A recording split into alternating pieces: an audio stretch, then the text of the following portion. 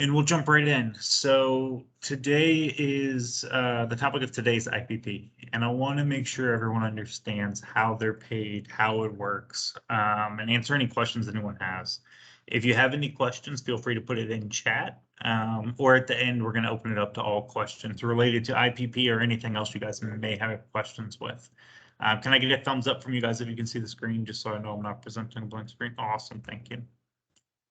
So we'll jump in. Feel free to put any questions you've got in the chat or hold them until the end, and then we'll really open it up to address any questions or concerns we have out there. So the first thing I want to start with is this is the IPP pilot, right? It's last year, I believe this district was also on the IPP pilot. There are a couple changes to it this year, but they're all to get the tax pro paid more. A couple things I wanted to a couple of myths I wanted to dispel before we start. So when the IPP pilot first came out, one thing I heard a lot was that the IPP pilot was to save money or take money from tax pros, that kind of thing. So to be clear, the whole focus of changing the IPP and the whole reason for the pilot is to retain more tax pros and to make the IPP as simple as possible for everyone to understand. And that's really the thought process they went into this pilot with. We saw a ton of success with it last year, and that's why they're expanding on it this year. They're more than tripling how many districts had it than last year. It's going to be the IPP of the future, essentially. And now they're just fine tuning it.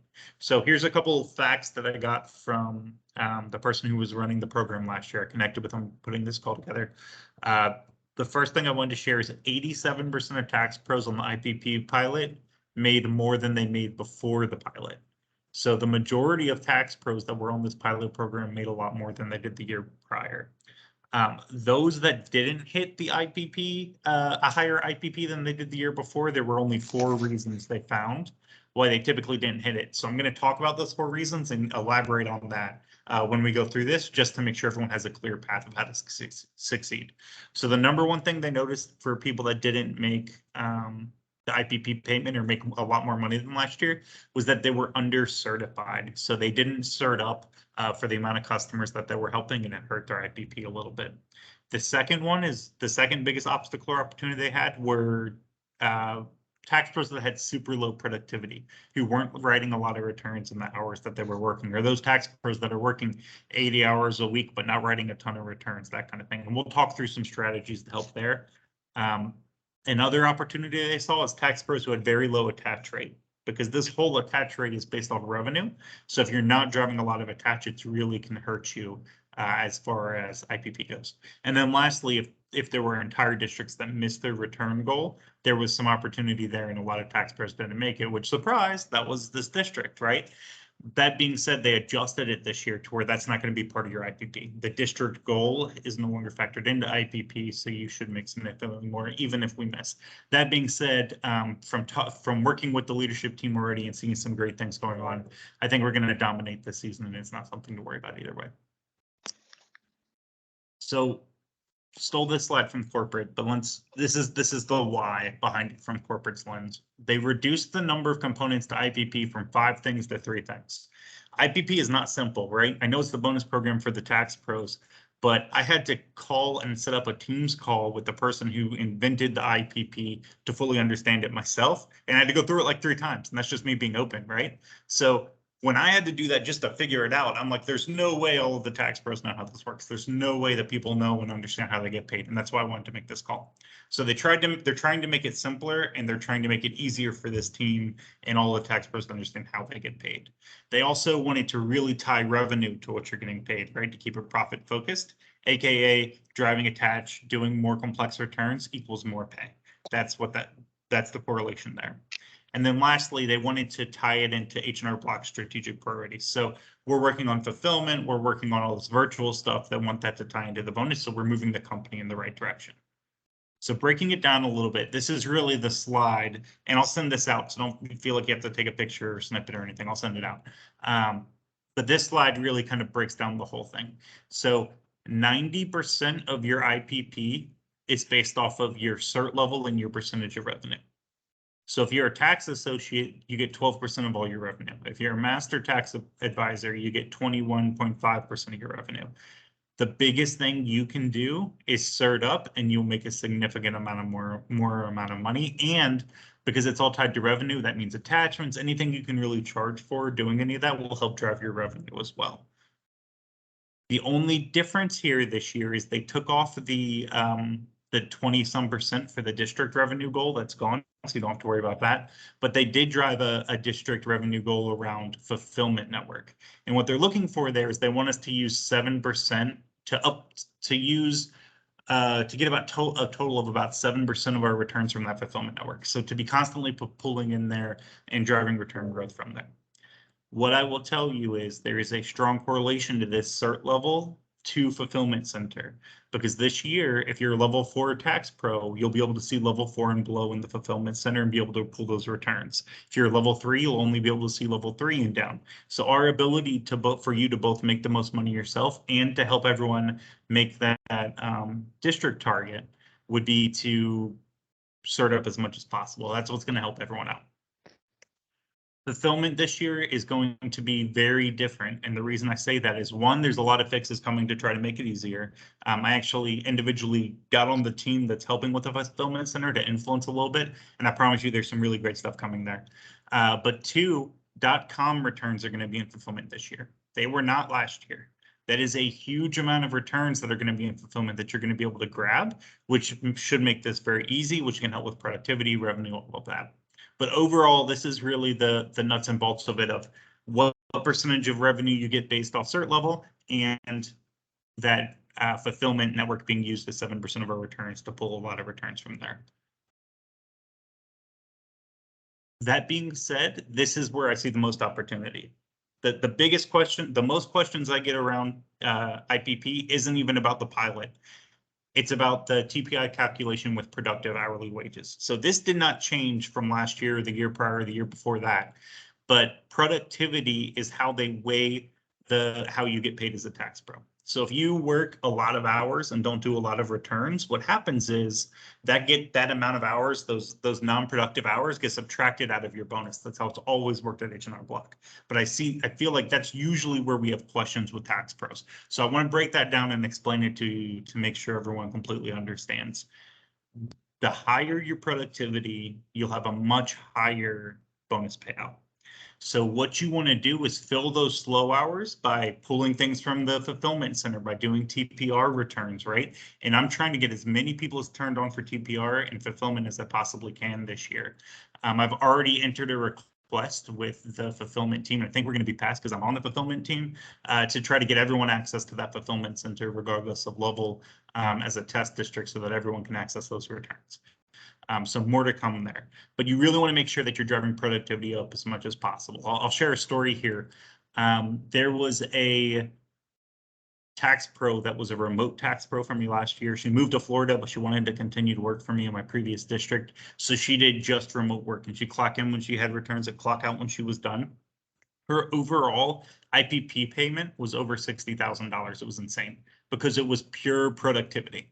So when you think about how productivity plays into it, it's really a huge factor, and I want to make sure everyone really understands it. So when you look at this screen right now, this is an example of a payout statement, and you'll be able to see this on AMP, or as you guys used to call it, DNA. And it breaks down your pay at the, and you'll be able to pull this, I believe, once every 2 weeks and see an update real time as to where you are.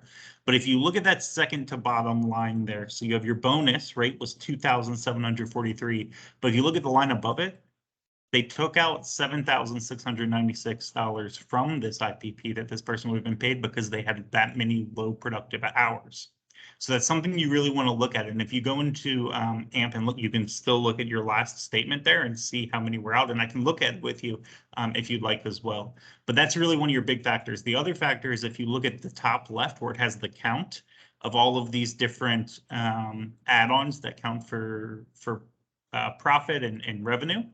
And if you look at the incentive category, 2 categories over, where it has the percentage, so you can see this person's a senior tax analyst, so they're getting 18% of each of these payouts.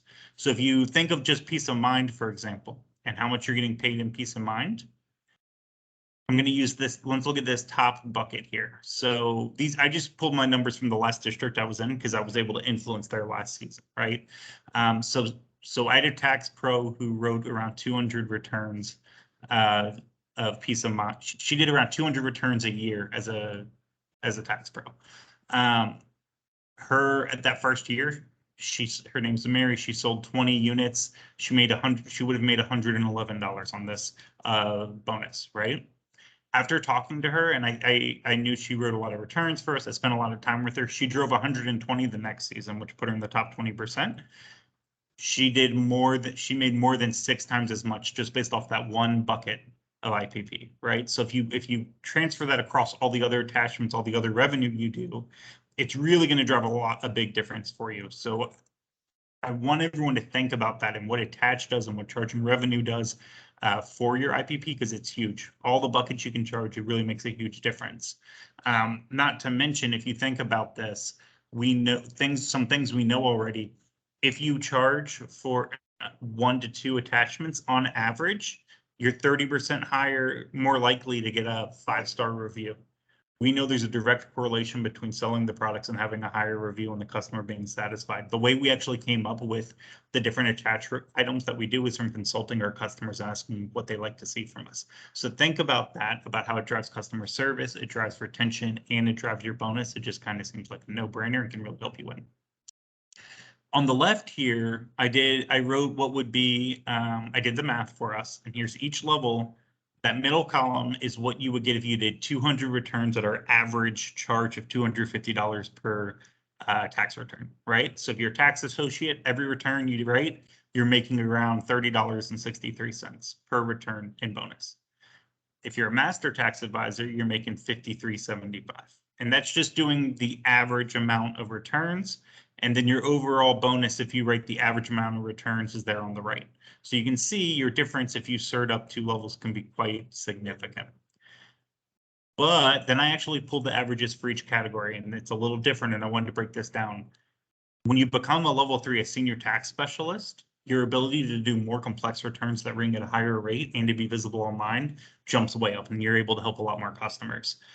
If you're a master tax advisor, you're doing much more complicated returns and you tend to make more revenue. So if you look at the actual numbers, when you do the actual average per category per the district, a master tax advisor isn't making $53 per return. They're making more like almost $89 per return. A tax analyst, instead of making $40.63, is actually making around $50 per return.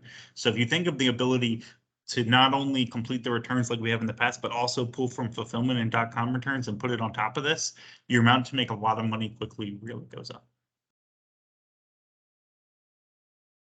So these are the things that you can get paid for, the revenue that you get paid for on your IPP. So tax prep fees, peace of mind revenue, tax identity shield, primary and secondary, Emerald cards, Bruce accounts, client extension revenue, business tax audit support, and quarterly payment services. Any of those attachments will give you additional money in your IPP.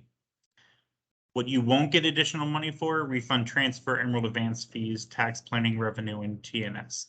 That being said, we still want to charge it, right? Because it drives EBITDA, we still get a lot of things. But I want to be really clear on exactly what will give you money for your IPP. If I was a tax pro going into this season, I would try to get really comfortable with everything on that left category to make the most amount of money, because the more of those that you sell, the more you'll make. And we know the customer walks away happier and stickier. So a couple of frequently asked questions from corporate before we slide into some of the content I made for you guys. How do you make more money on this plan versus the last IPP? Right? 1, increasing your cert level. We already talked about that. You going up a cert level, we did the math. If you take IPP plus the revenue plus the attachment for the average tax pro in our district, and we took several of the actual payments from last year and we did the math. If you go up 2 cert levels and change nothing else, you will make about $9,000 more overall profit this year through your bonus than you would have the year before. And that's actual math from our district alone. Think about that, and then think about the fact that most of the tax pros that I've spoken to, a lot of them are already doing the work. They're worried about the test, or they're worried about starting up. I implore you, just try to take the test and you might pass. If you need help with the testing, shoot me an email. We'll partner you up with somebody who can help you. A lot of times you're already doing a lot of the work and you can easily level up. Serve more clients by leveraging the virtual tools in the fulfillment network. That's what we just talked about. And that really ties into the first bullet point too, right? Leveling up your cert will give you more fulfillment returns than you can pull than ever before. And we already know there are going to be a ton of them based off of this those .com returns being filled in. Sell more products and attachments. We already talked about that, right? So the rest of the company, not on the IPP pilot, they don't make much on a peace of mind, selling a peace of mind. But if you're not a basic level tax pro, if you start it up once or twice, you're making 2 to 3 times as much money off of that attached because you're getting the percentage revenue. So you can really make a lot of money if you start up and actually drive some of the product and attach rates. And like I said, what we know from what the data tells us is if we do that, we also our customers are come back. They're more sticky. They rate us higher. We've had a more in-depth conversation with the customer. Getting small business certified, hey, that's tied to certification level 2, right? You got to be at least a level 2 or 3 tax pro to cert up to become small business certified. And then once you are, they can automatically match with you to do small business returns. I'm going to be very forward and honest here. I feel like we had a rough launch of small business across the company. It was kind of like, hey, let's take all of these classes, all of these lessons, become small business certified. And I feel like a lot of tax pros did that. And then we're like, okay, now what? So I'm going to, when we go through skills and we go on onboarding this year, when we go through all of that, my plan for you is to have a really simple strategy focused around 1 or 2 things. And I think you'll like what you see, and it'll really help you drive your IPP payment and make more money for you. And it'll be really simple and easy for our customers. But what you can do now is get ahead of that by starting up and taking small business certification. If you look out at the Friday emails, if you just search Friday update in your email inbox, each Friday I'm sending out information around starting up and small business. You can just follow those links and it will walk you through it and be pretty easy. Or you can reach out to me and I'll help walk you through it as well. Participate in Tax Pro Review Program. So that TPR program, it's a product that if someone's going through online, needs help, they can click the button and get help. The last 3 years, that program has grown more than 300%. I'll say that one more time. The last 3 years, the TPR program has grown more than 300%.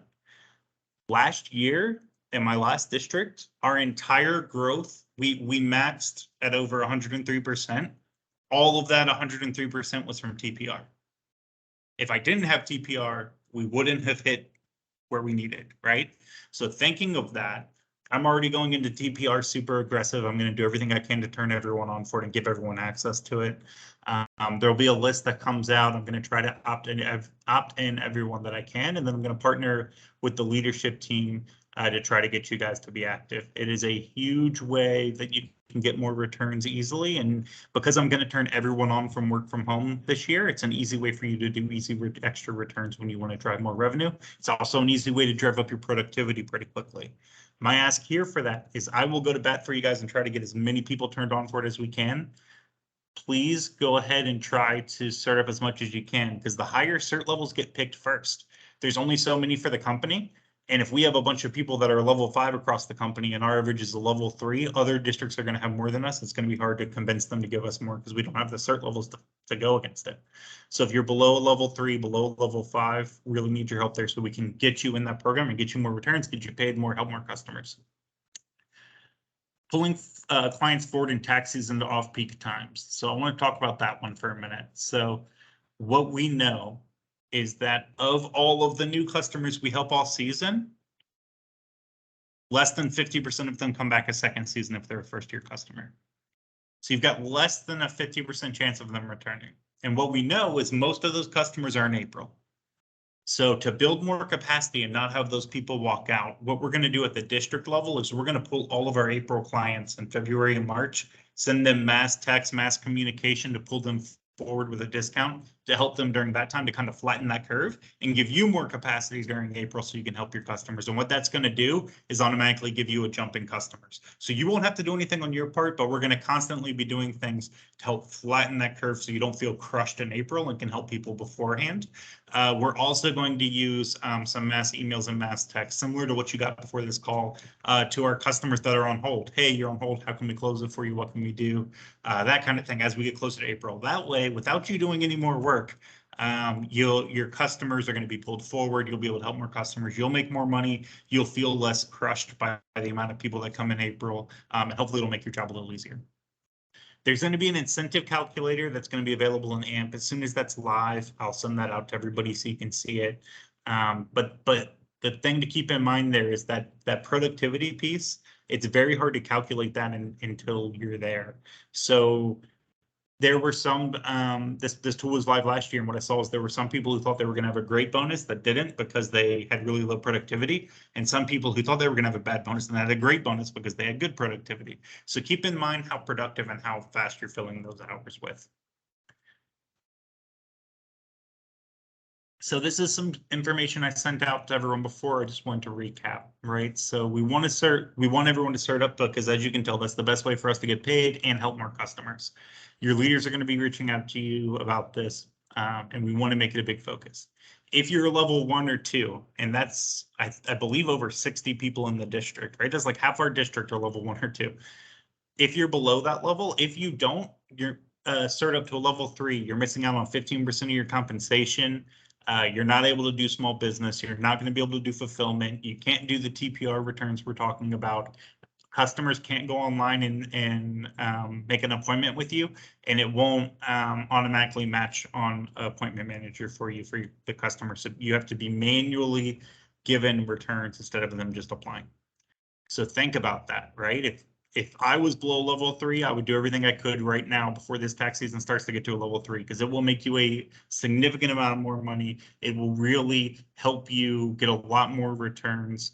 A lot of DGMs, we talking about this, it's like, a tax pro doesn't really know what they're missing until they're level 3, and then they realize how much more money they can make and how many more customers they can help.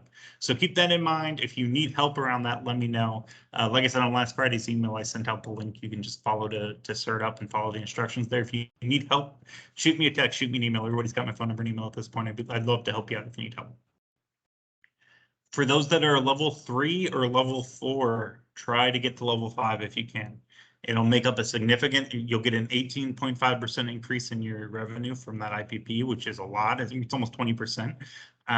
Fulfillment this year, you'll be able to help a significant amount more of returns, and the more complicated returns where you'll make more money.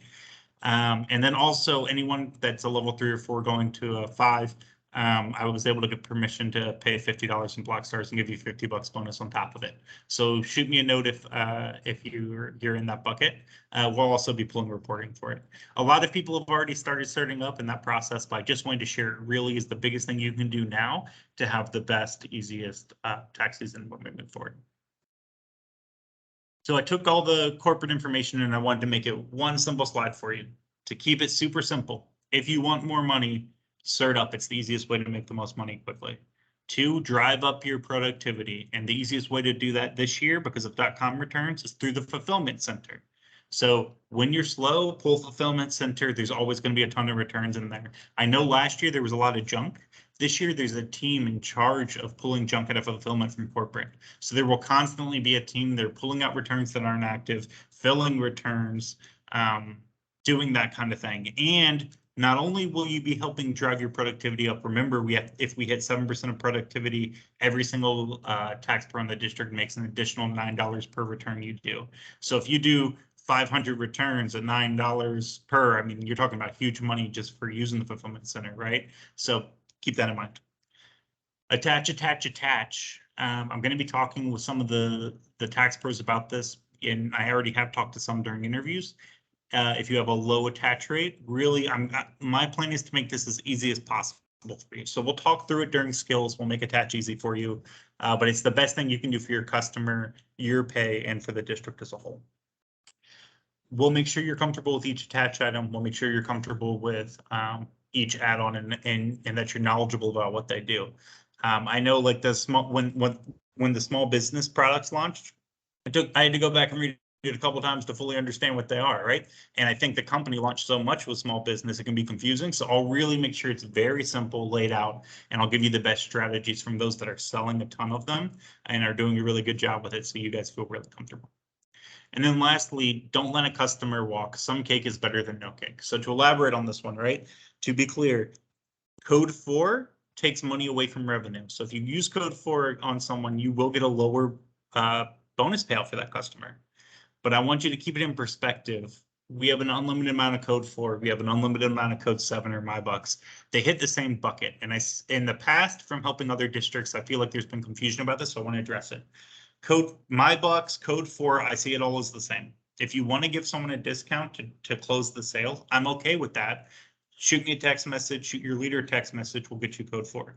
Know that it's going to take money out of your IPP, but know that if us marking the return down finalizes and captures the sale, then I'm okay with it, right? I'd rather you get a little bit of revenue than no revenue, because if you help 10 people by marking it down and get those 10 additional sales you wouldn't have, overall, you're driving more revenue for yourself in the district. So I trust you as a tax pro and driving your revenue here to tell us when you need code 4, and we'll load it to you, no questions asked. That being said, just careful that you don't give away your whole IPP in code 4, right? You got to balance it out. So hopefully that kind of brings to the table all the questions that you had around IPP. I know there's probably a lot of questions. I see we had some hands up. I'm going to go ahead and stop sharing my screen now. Oh, maybe. And feel free to come off mute. Feel free to use chat. I'd love to answer any questions you have related to IPP or related to anything else. Whatever questions you guys have, it's a safe space. So let me know what questions you got. I see Shirley looks like she's raising her hand.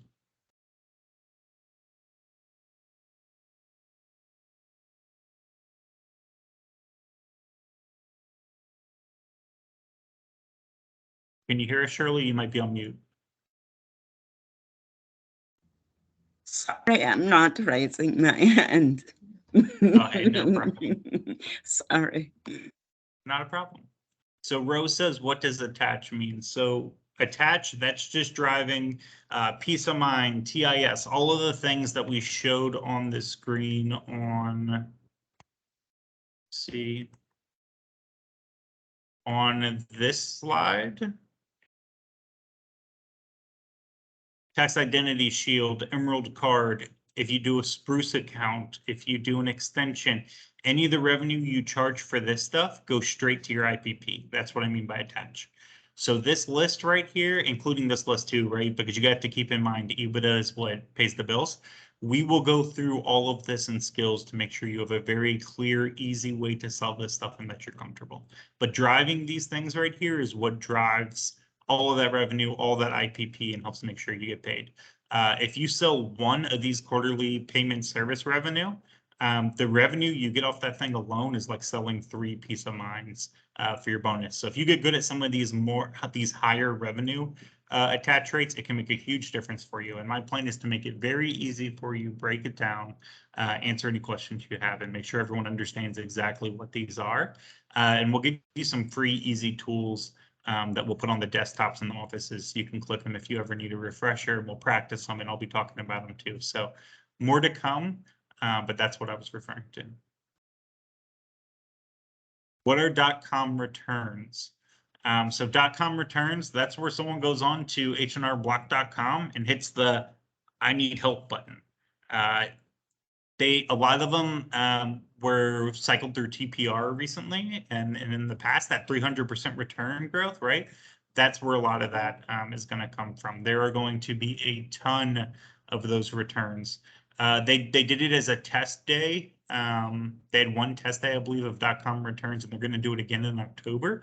But I believe they had something like 2,000 returns in a day, and that was out of season, and that was like just trying to help for people that were doing stuff online. So when you think of what that could mean during tax season and the amount of extra revenue and returns we can get, right, it can be absolutely huge for us. So thinking ahead of it, cert up now so you can help more of those, get more of those and fill your own bucket. Because if you think about it, I'm going to turn on everyone from work from anywhere. We're going to have I think that is going to be what our next town hall is going to be on how to do that. If you have any questions, I did this on my last district and we turned everyone on, had a lot of success with it, broke down best practices.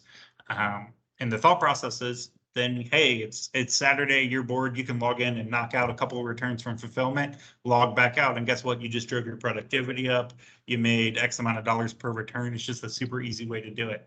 We're even talking about hiring like 10 or so people that work in other states just to help pull fulfillment returns with us, because I honestly believe we're going to have more of a pool from fulfillment returns than you would believe. If you look at the wording on the corporate slide that I shared around the why, the tax season 23 strategic focus is the fulfillment center.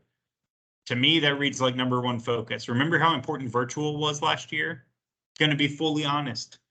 They reduced the virtual goal this year. You know what the goal is instead and what they're paying people off of? Fulfillment network use. So when I tell you the biggest thing you can focus on is starting up, and then we're going to really spend time to make sure fulfillment is easily understood and that we have a process and everyone's comfortable, that's where the money's going to be. And that's where it's going to be the easiest for everyone to lean in there. Can we level up virtually or do we have to do it in the office? At the moment, you have to do the cert test in the office. If you have a reason you can't come to the office, shoot me a note. I've been able to get a couple approved of people who couldn't go in. So if you ask, I'll see what I can do. Just shoot me an email. But in the past, the majority of them had to be in office. Just to reiterate the .com returns, I did TPR last year and I ended up doing over 500 and some odd returns, which normally I do like 250, 300 or so. So and they weren't like really complex returns. And sometimes it was because not necessarily somebody hit the help button, but there's certain forms that aren't available on the at-home software. So it has to come to an office. Kind of easy money. Exactly that. And you have think of COVID and how it's changed the tax world, right? All the extra forms, all the extra write-offs, all the confusion of people, or think of all the small business returns that small business person doesn't know what to do, right? There's going to be small business returns and fulfillment as well. Another reason to get small business certified. There are just so many returns and I can't exaggerate it enough. Last year, I had maybe 12 people TPR return. If I take those 12 people's TPR returns out, I missed goal. If I put them in, we more than maxed goal, right? So when you think of the influence and the difference that this can make from starting up and helping these customers out of this fulfillment network, it would be a huge win. Shirley said, how do we get to prepare.com returns? There's two ways. One, to become a TPR tax pro, which I can pick a certain amount for the district and they'll automatically pick some as well based off cert level. So cert up is the first thing you can do. The other way is they're going to be in fulfillment automatically, which everyone over level 3 will have access to fulfillment. And we're going to do training. We're going to break it down when we get closer to tax season of, hey, this is how you pull from fulfillment. I'm actually going to have the person who's the director of fulfillment on a call with us to answer questions as well and make sure you guys are super comfortable with it before we even start the season. So all of your questions will be answered and you'll know exactly what it looks like.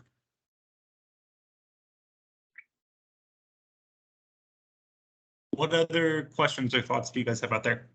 It can be related to IPP, it can be related to the rain we're having, whatever, it's a safe space. I have a question, Tyler. So this is Mohan. So if you are, can your manager looking at your schedule and seeing the open space that you have full of fulfillments and return and put it in for you? Or because if you're not always there in the office. So the way fulfillment works is nothing's gonna load automatically for you.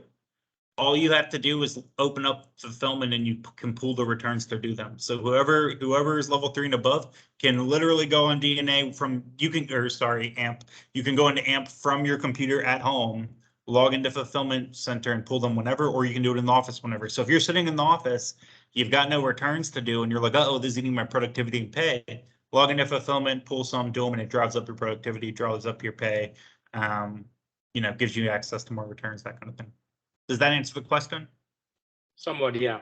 I mean, I guess I need to play around with it a little bit to understand it a little better. I mean, I didn't get much opportunity last year to do all of these. And to your point, last year was rough. I will tell you, I walked away from fulfillment thinking, man, what a train wreck, to be honest, right? And that's why I went to corporate and was like, hey, please involve me in this. And now I'm in a weekly call with them, making suggestions and trying to help fix things with it. And what I will tell you is the amount of improvements they've made, the amount of changes they've made. I think you guys are going to really like what you see. And I will make sure we have the most up-to-date training for you guys that I'm going to put together myself, frankly, to make sure that you fully understand the changes, how it works, and that you're comfortable. And there will be reporting too that comes out to the managers at the offices. So you guys will be able to pull up, who is and isn't doing fulfillment returns, so we can just make sure everyone's comfortable with it, and to maybe understand how some of the productivity stuff works. Is it possible that two tax pros could be pulling the same thing? I had some sort of confusion last year where I had happened to start on a return and then someone else also started on, and then it kind of sort of gets confusing, like who's Yeah, that calling, was who's emailing the client. Yeah, that was a big issue last year. It's since been fixed. So no one should be able to pull the same tax bill. Once someone pulls it, it's been pulled. And then this year they have a safety net of associates on the fulfillment team, where if say you pull a customer and it's too complicated and put it back, and someone else pulls it and they put it back, and that happens like 2 or 3 times, then the fulfillment corporate team goes in and addresses that tax return so the customer doesn't get left behind. There's also a team that will go through and they're going to look at any returns that are, I don't want to say trash returns, but like if someone just cleans their whip of closed returns and puts it in there, they're cleaning that up and they're looking at the tax pros that are doing that to address the issue. So there's a lot of changes coming here. There's a lot of time and investment and money being spent around fulfillment. Essentially, it all leads into to Blockworks OS eventually, Blockworks Online, which we've been talking about, to where like if a customer starts a return online and comes in, we can finish it. Or if they start in the office and want to finish online, they can. And it all ties together. They're putting the whole thing together. More to come during skills, but really it's kind of going to be the future of what we're doing and help give you the tools to help as many people as possible. That's kind of what's going on with it. But I will tell you, they had plans in place to have things done by December for Fulfillment Network, and they already finished them all last month. They're that far ahead, and they're doing more improvements now. And it's going to be the #1 focus for this upcoming year from everything I'm seeing on the wall, all the writing I'm seeing on the wall. That's why I'm trying to give you guys as much heads up as possible, so you know what you're looking at this year coming in. And then that way, before you even start the season, my plan is to have everyone super comfortable here. And I don't know if you want to call it good news or bad news, right? But I know a lot of districts aren't in that space. A lot of districts are still like, hey, we need to get CEs done, or hey, we need to work on who's coming back, right? Right now, we're the #1 district as far as rehiring our people and getting them pushed through. So what that does is it'll allow us time to actually go through this and make sure you guys are ready. Where a lot of them, they're going to be in December and still trying to onboard their people. We're going to be like done with skills and everyone's going to be comfortable with fulfillment and we'll dominate and you'll get more. So what we'll be able to do is pull a lot more returns than a lot of the other districts, I think. And if we actually are able to cert a lot of our people up, it'll allow us all to pull more returns, complete more, which will mean higher IPPs and everything else. I will tell you, last year in Chesapeake, we maxed enough that people made over their scheduled IPP. Just because we're able to drive that much client growth, and the managers also made over their max bonus. I'm hoping to do the same thing here this year and work smart, not hard. So help me help you, help me make you as much money as possible and help as many customers as possible and make it so you guys don't feel crushed in April when we don't have enough people. Cert up, because it'll really help you do your job the best way you can, as easy as possible. So in a nutshell, would you say a fulfillment center return is one where a client has uploaded a return and no one has started it, or the complexity of the return, it then falls into the realm of that fulfillment where anybody can pull it? Or So is it something that the client actually is loading it into a fulfillment center? So there's two ways it can get into fulfillment right now. One of the ways is if, say I'm a tax pro and I'm level 2 in an office and I don't have anyone else and a customer comes in and no, you're level 3 or I'm booked and can't handle this, the tax pro can load it to fulfillment and then anyone in the company can pull and complete it. The second way is the .com returns for forms that don't exist, questions that people have, maybe complexities, or maybe someone's worried about a small business issue, or maybe they just want that personal touch and they click the button, it goes into fulfillment and then you'll be able to pull it. So either from the offices or .com are two big buckets. It can fill from both. What about the state portion only? Can you upload a state portion only? So if you're working on a return, federal is federal, which is same across all the states.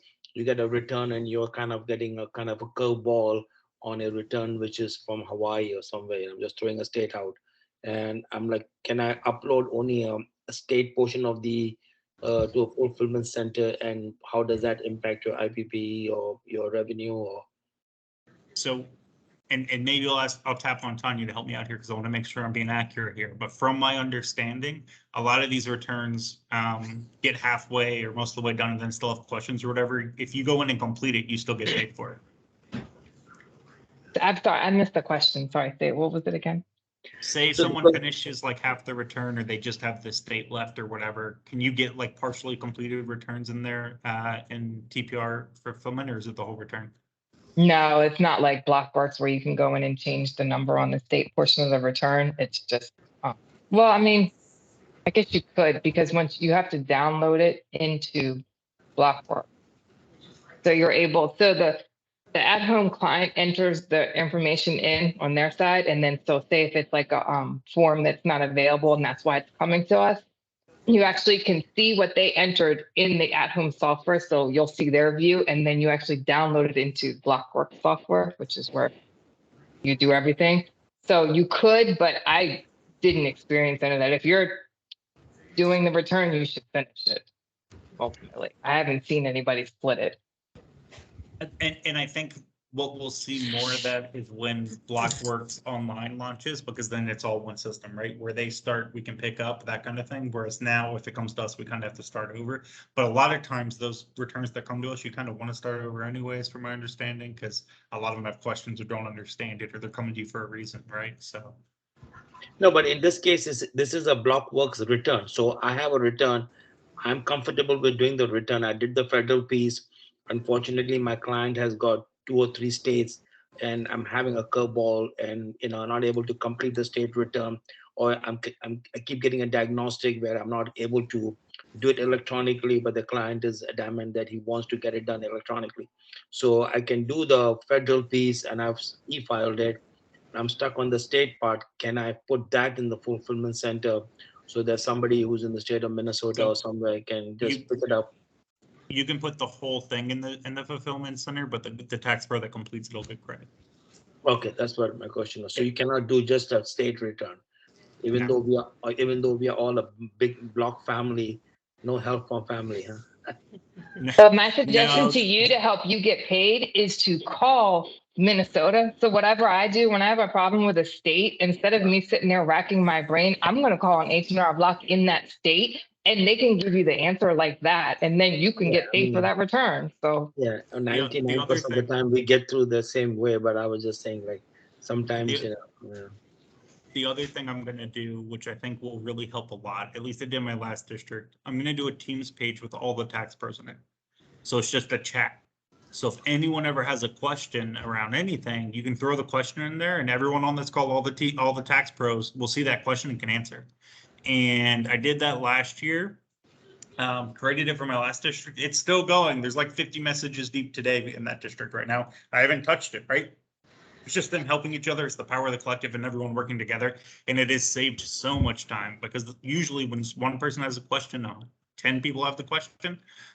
So that'll come once everyone's onboarded. And I think it'll really help everyone kind of answer questions like that, kind of know what's going on. Because if you're like, wait, is this form having an issue? You can send a question on, everyone knows the answer already. I see Michael's got his hand up. I have a quick question on your comment about Blockworks Online. You said that they can come into the office and then choose to leave and finish their return on their own online? Yeah, How would we? so Go ahead. Sorry. so it's the whole thing is to have this omni-channel approach where we want to help the customer where they want to get helped, right?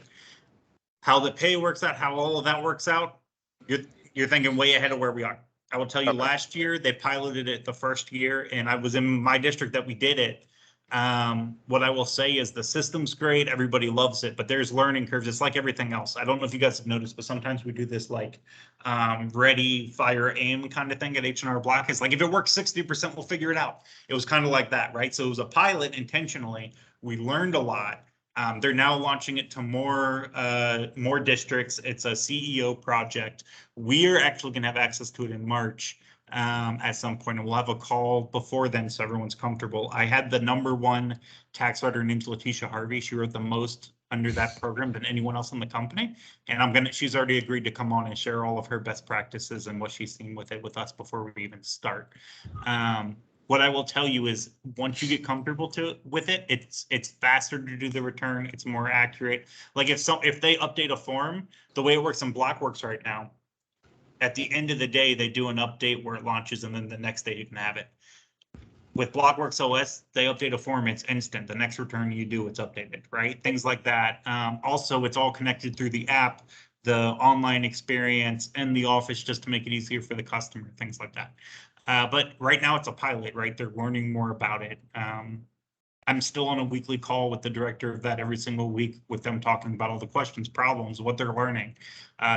But like right now, if it's in more than one state, they haven't built that into it yet, right? So multi-state returns have to go through Blockworks, the old system still. More to come. We'll really break it down and make sure everyone's comfortable with it. We'll also break down how the pay works for it. But there is a lot to it. I guess my real question would be like if the customer does come into the office and the tax pro say spends an hour and a half, 2 hours doing a level 5 return, then they decide to leave, then finish it online. How would that work? But like you said, we'll get more into that. Yeah, I think they haven't even gotten to that capacity yet. Right now, they're trying to make the software that works in the office. I'm sure there'll be some sort of payment for it. I'll quote the CEO for you. The CEO of the company 2 or 3 town halls ago, I raised my hand and I said, what's your biggest fear? Like, what are you worried about as the CEO? His answer was us cannibalizing our own returns and fighting over customers because it gives a bad customer experience. So everything that he's going into, he's trying to do it to where the customer can be helped, however, and that we design our incentives around everyone helping the customer and their pay around helping the customer. So if you look, like we're getting incentive based off using the fulfillment network because he wants all the customers to be helped. It's not a, oh, we're taking money from you. It's a, hey, how can we help each other? And if you do push stuff to fulfillment because you're full, your plate's full and you can't help anyone, then you still get, if we hit our goal of 7%, you get an additional almost $10 per return that you do. It's not like you're losing money, right? It can be a huge win. That being said, I would share with you our strategy. I would rather you pull from the fulfillment center and send as a DDO to a peer. That way it doesn't have a risk of going to someone else. Just my opinion. Hopefully Nada had a question. She Yeah, go ahead. did have her hand up. Thank you, Tanya. How are you both, Mr. Tyler and Tanya? One question I have concerning returning clients, like how are they allocated back to the tax pros that prepared their taxes in the prior year? Are they automatically allocated to those tax pros, or we have to go and look for them? How does this work? So this is where I'd really, yes, it should go directly back to the last tax pro and return to the last tax pro. This is where I really recommend using the MyBuck account, because say Tyler helped me last year or say Nada was my tax pro last year and I used the MyBuck account. Then when I go, I will get a push notification this year on the MyBuck account that says, would you like to start your return with Nada? Would you like to upload documents and start that process? That way it guarantees that they're going to start that return with you this upcoming year as well. Also, I recommend making an appointment for last year. That should be the last thing you do with a customer. Hey, let me make your appointment for next year. Let's make the same time, same week, whatever. Or if they're in April, hey, let's make you a February appointment, right? Whatever, however you want to do that. So that they get an appointment on the books and we can follow up as we get closer. We also have the call lists. that breaks it down by tax pro. What we're going to do is we're going to do mass text messages on those first. So you guys only have to make one call instead of two.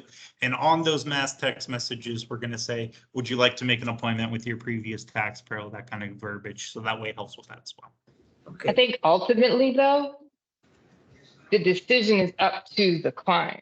So for instance, if a client comes into an office and Tanya did their taxes last year and Tanya's busy at that moment and they just walked in, ultimately we ask the client, would you like wait for Tanya and make an appointment, or would you mind if somebody else uses? So that way there's no fighting over clients. It's ultimately the client's decision. It's not anybody's client per se.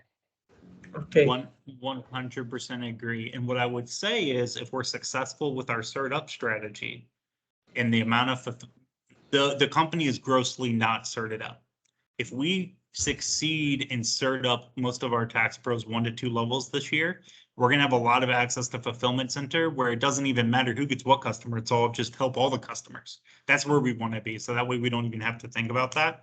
But we will take steps like in the net mass text and making that appointment and making using my block account, all that kind of stuff to help you try to retain that book of business. And that all the things we're talking about is kind of foreshadowing to the kind of skills we're going to go into, because we're going to focus it on like what it actually looks like to talk to a customer and retain them from a tax pro perspective, and we'll break that down as we go into it. I see Joan had her hand up, but I just kept talking.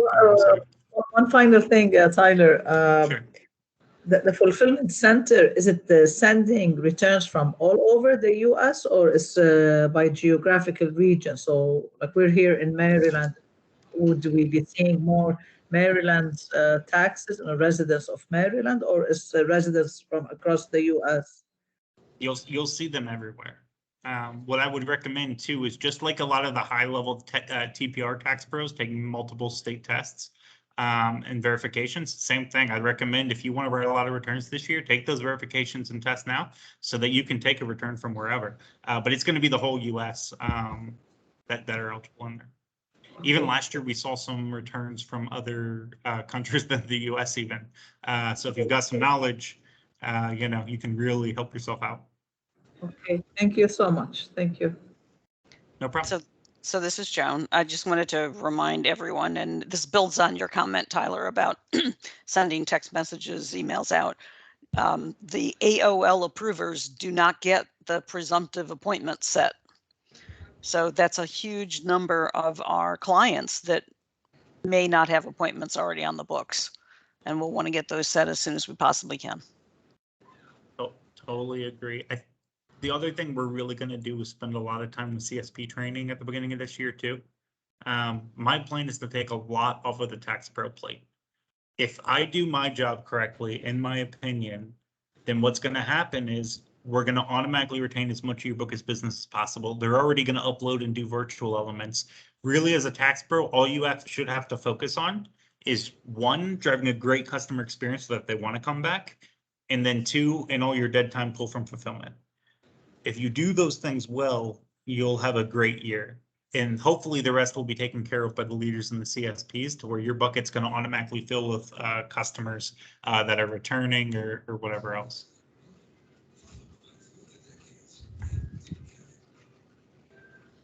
What other questions are out there? Anything else on anybody's mind? Anything I can answer?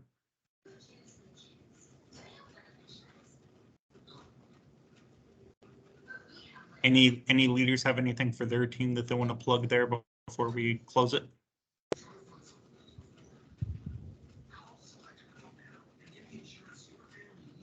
Awesome. Well, you guys all have my phone number. You all have my email. Feel free to reach out if you have any questions or need anything. I'm about halfway done with interviews, I would say roughly, but keep in mind I'm interviewing for 3 districts because company just likes to give me a lot to do. So if you need anything, I promise I haven't forgotten about you if I haven't interviewed you yet. I promise it's coming. And we can discuss anything that's on your mind. Skills will be coming up soon. P10s will be coming up soon.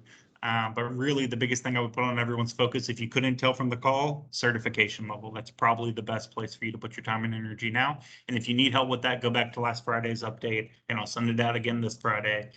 The clear steps of what needs to happen there. with that, I'll wrap the call. Thank you guys so much for joining. I appreciate your time, and I hope everyone has an awesome rest of the day. Thanks, guys. Yeah, thank you. Thank you. Good night. Bye-bye. Good night, all.